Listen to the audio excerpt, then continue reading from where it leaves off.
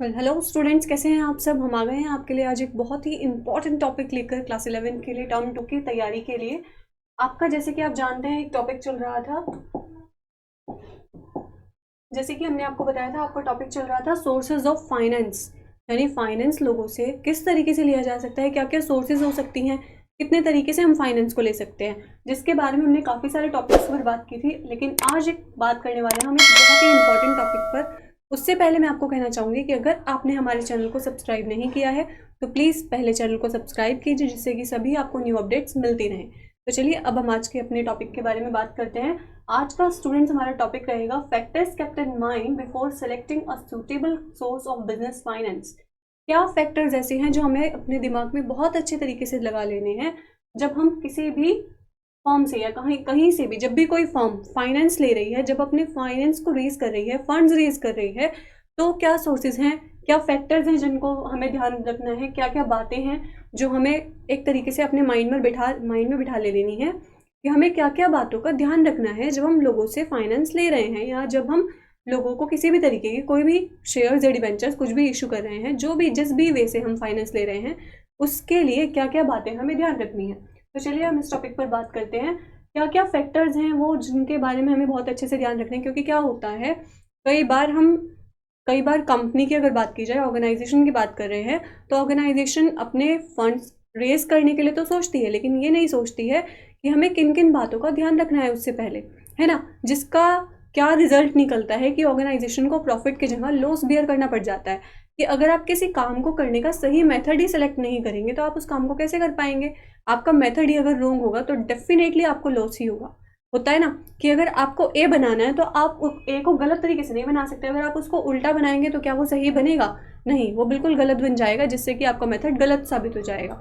ऐसे ही ऑर्गेनाइजेशन में होता है, जब भी उनको फाइनेंस की ज़रूरत होती है तो वो कुछ बातें अपने दिमाग में बहुत अच्छे तरीके से सेट कर लेते हैं, राइट।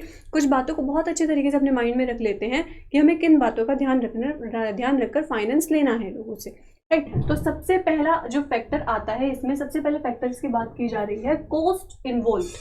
कितनी कॉस्ट लग रही है, कितना खर्चा आएगा। अब बात करते हैं, अगर हम मार्केट में कपड़े या कोई भी चीज़ कुछ भी लेने जाते हैं अपने लिए, तो सबसे पहले हम अपने माइंड में एक चीज़ सेट कर लेते हैं कि हमारा बजट कितना है, राइट। बजट को सेट किए बिना अगर हमें यही नहीं पता कि हम कितना बजट ले सकते हैं, कितने तक की हम शॉपिंग कर सकते हैं, कितना पैसा हम खर्च कर सकते हैं, तो हम कैसे कर पाएंगे काम। नहीं, हम मार्केट में शॉपिंग ही नहीं कर पाएंगे सही तरीके से जाकर। तो ऐसे ही जो कंपनी होती है वो सबसे पहले कॉस्ट फैक्टर पर ध्यान देती है। सबसे पहले ये देखती है कि हमें खर्चा कितना होगा, कितनी कॉस्ट आएगी। वही होता है कि जब कंपनी अपना फाइनेंस रेज करने के बारे में सोचती है तो वो खर्चे के बारे में पहले सोच लेती है। वो ये सोचती है कि अगर हम लोगों से पैसा लेंगे, या हम किसी भी फर्म से या इंस्टीट्यूशन से अगर हम पैसा लेते हैं, बैंक से भी लेते हैं, तो उसमें अप्रॉक्सीमेट खर्चा हमारा कितना आ जाएगा। कहीं ऐसा तो नहीं होगा कि खर्चा ज़्यादा हो जाए, हमारे प्रॉफिट्स कम हो। हमने लोन तो ले लिया लेकिन उसका इंटरेस्ट हमारे प्रॉफिट से भी ज़्यादा हो गया, राइट। लोन लिया, सपोज कीजिए उसने लोन लिया 20,000 का, और 20,000 के लोन पर उसने इंटरेस्ट ही 30,000 पे कर दिया, राइट। जब उसने इंटरेस्ट ही 30,000 पे कर दिया तो वो कमाएगा क्या इस पर? लॉस ही होगा ना कंपनी को। और जब कंपनी को लॉस हो रहा है तो वो उसका मेथड ये साबित हो जाता है कि कंपनी ने सही मेथड यूज नहीं किया है फाइनेंस लेने के लिए, ठीक है। तो सबसे पहले कंपनी क्या सोचती है कि हमें अपनी कॉस्ट देखनी है, हमें अपना खर्चा देखना है कि जब हम फाइनेंस ले रहे हैं किसी भी सोर्स से, जिस सोर्स से हम फाइनेंस ले रहे हैं उससे कितना खर्चा आने वाला है, राइट। सेकेंड सोर्स की अगर बात की जाए तो होता है, सेकेंड फैक्टर होता है फाइनेंशियल कैपेसिटी। किसी भी फर्म की फाइनेंशियल कैपेसिटी कितनी है लोन लेने के लिए, वो फर्म कितना लोन बाद में रीपे कर सकती है, फाइनेंशियली वो कितनी स्ट्रोंग है। अगर कंपनी के पास पैसा नहीं है तो आगे वो फर्म किसी भी फर्म से, कहाँ जहाँ से भी वो लोन ले रही है, या सपोज कीजिए वो जनता को शेयर्स ही इशू कर रही है, उनको वो कैसे उनका डिविडेंड पे करेगी जब कंपनी के पास पैसा ही नहीं होगा। तो दूसरा फैक्टर आता है फाइनेंशियल कैपेसिटी।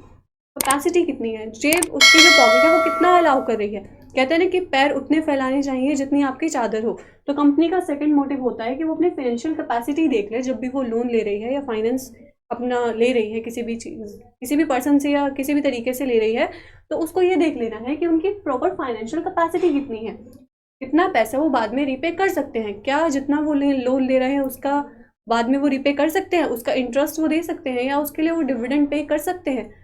सेकंड पॉइंट हमने क्लियर किया है फाइनेंशियल कैपेसिटी। फर्स्ट पॉइंट में हमने बताया कॉस्ट कितनी लगेगी कि आगे अगर हमें लोन लेना है तो उसमें खर्चा कितना आएगा। सेकंड पॉइंट बताया गया है फाइनेंशियली कंपनी स्ट्रॉन्ग है या नहीं है, फाइनेंशियली कंपनी उसको बियर कर सकती है या नहीं कर सकती है। नेक्स्ट पॉइंट की अगर बात की जाए तो नेक्स्ट पॉइंट आता है forms of business organisation. Business organisation की फॉर्म क्या है। बिजनेस ऑर्गेनाइजेशन की बहुत सारी फॉर्म्स होती है ना, सोल प्रोप्राइटरशिप हो गई, पार्टनरशिप हो गई, इसी तरीके से जॉइंट वेंचर्स हो गए। तो ये देख लेना है कि अगर वो सोल प्रोप्राइटर है तो उसको ज़्यादा टाइम के लिए लोन की ज़रूरत नहीं होगी, ज़्यादा लोन की ज़रूरत नहीं होगी। सोल प्रोप्राइटर को ही ना शेयर्स इशू करेगा। अगर सोल प्रोप्राइटर है तो वो शेयर इशू कर ही नहीं सकता, क्योंकि शेयर इशू करने का राइट कंपनी को तब होता है जब वो सेबी के अंडर रजिस्टर्ड हो, राइट। तो सोल प्रोप्राइटर तो सेबी के अंडर रजिस्टर्ड नहीं हो सकता।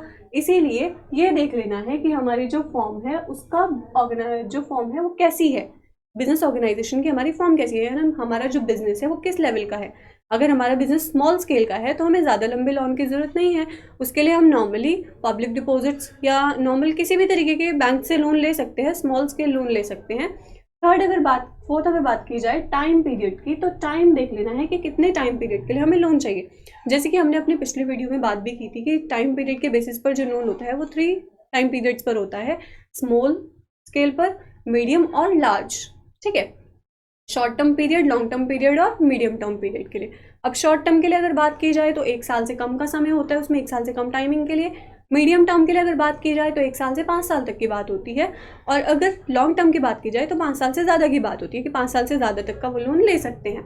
नेक्स्ट, तो टाइम पीरियड देख लेना है कि कितने टाइम पीरियड के लिए, कितने समय के लिए कंपनी को लोन चाहिए। अगर कंपनी को लोन ज़्यादा समय के लिए चाहिए तो वो मे बी शेयर्स को इशू कर सकती है, और अगर कंपनी को लोन कम समय के लिए चाहिए तो वो बैंक से जाकर अपना लोन ले सकती है, क्योंकि बैंक से short term loans properly provide हो जाते हैं। नेक्स्ट, अगर बात की जाए रिस्क इन्वॉल्व की, तो किसी भी फैक्टर में रिस्क सबसे पहले देख लेना चाहिए। होता नहीं कि जब भी हम कोई चीज़ परचेज करने के लिए जाते हैं तो हम ये देख लेते हैं कि कहीं ये ख़राब तो नहीं है, कोई ऐसा रिस्क तो नहीं होगा।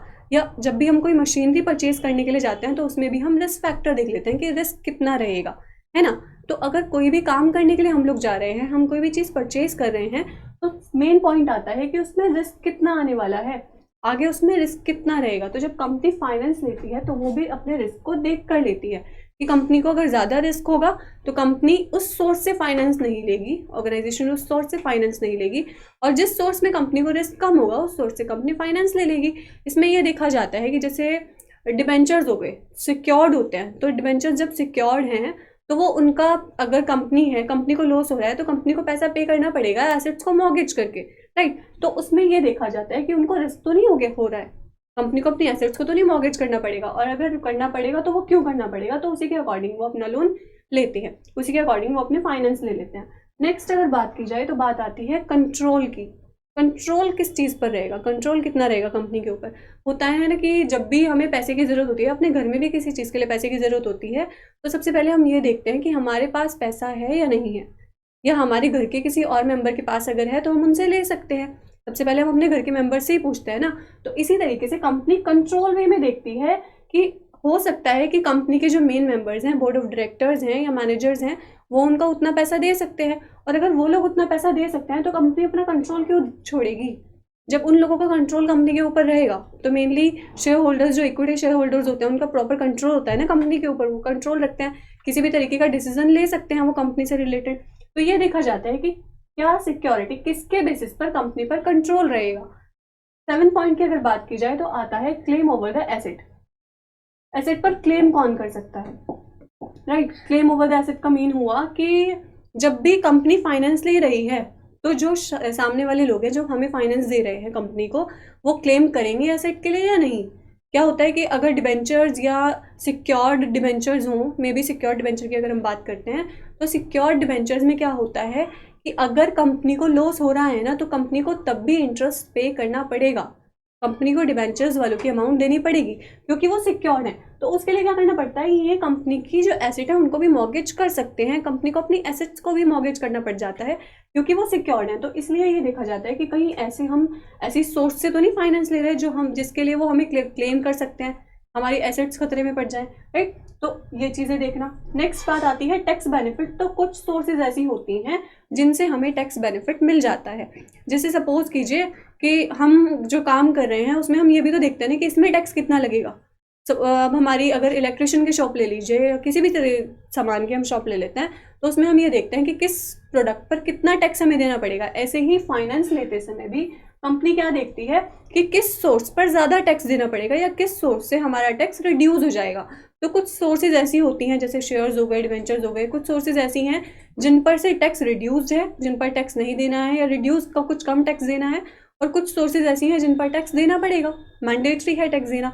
तो इसीलिए ये देखा जाता है कि टैक्स बेनिफिट हमें किस सोर्स में मिल जाएगा, किस सोर्स के थ्रू हम टैक्स नहीं पे करेंगे। ठीक है, तो अब हमने इन 7-8 टॉपिक्स के बारे में बात की है। अगर आपको इन 8 टॉपिक्स में कोई भी प्रॉब्लम आती है तो आप मुझे कमेंट बॉक्स में कमेंट कर सकते हैं। हम एक बार दोबारा से रिवाइज कर लेते हैं। कॉस्ट इन्वॉल्व का मीनिंग हुआ कि उसमें कितना खर्चा आएगा फाइनेंस लेने में। नेक्स्ट, फाइनेंशियल कैपेसिटी क्या रहेगी फॉर्म की, फाइनेंशियली कितनी कैपेसिटी है। बिजनेस ऑर्गेनाइजेशन का क्या फॉर्म है, सोल प्रोप्राइटर है या पार्टनरशिप है, उसी के बेसिस पर लोन लेंगे। टाइम पीरियड कितना रहेगा, शॉर्ट टर्म, मीडियम टर्म या लॉन्ग टर्म। रिस्क कितना इन्वॉल्व रहेगा, कितना हमारा जोखिम कितना रहेगा, अगर बोला जाए तो कितना जोखिम रह सकता है, कंट्रोल रहेगा या नहीं रहेगा कंपनी पर। नेक्स्ट, क्लेम कितना रहेगा, एसेट्स पर मॉर्गेज अगर हमें एसेट करनी पड़ी तो हम उस सिक्योरिटी के बेसिस पर नहीं कर सकते ना। तो ये देखा जाता है कि जिस सोर्स को हम ले रहे हैं, जिस सोर्स से हम फाइनेंस ले रहे हैं, उससे हमारी एसेट तो नहीं खतरे में पड़ जाएंगे, कोई क्लेम तो नहीं कर देंगे वो लोग। नेक्स्ट आता है टैक्स बेनिफिट, कितना टैक्स बेनिफिट रहेगा, कौन सी सोर्स ऐसे फाइनेंस लेने पर हमें टैक्स से बेनिफिट मिल जाएगा, हमें टैक्स रिड्यूस हो जाएगा या टैक्स बिल्कुल ही खत्म हो जाएगा। तो इन बातों के बारे में सोचना होता है। इसमें अगर आपको कोई भी प्रॉब्लम आती है then you can ask me. फिर मिलते हैं आपसे एक नई वीडियो के साथ, तब तक के लिए शुक्रिया।